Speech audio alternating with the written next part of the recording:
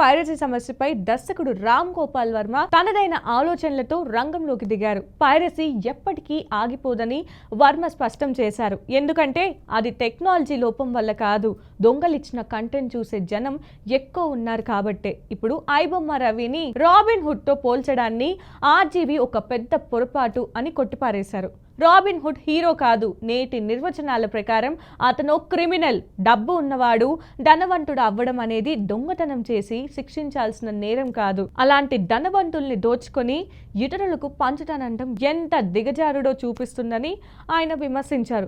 దొంగలించిన వస్తువులు ఉచితంగా తీసుకునేందుకే ఒక నేరస్తుడిని గొప్ప వ్యక్తిలా ఆరాధించడం సరికాదని ఆయన అన్నారు. పైరసీని ఆపడానికి ఒకే ఒక కఠినమైన పరిష్కారం ఉందని వర్మ సూచించారు. పైరసీ చేసేవారిని పట్టుకోవడం కష్టం, అందుకే చూసే ప్రేక్షకుడిని పట్టుకోవాలి.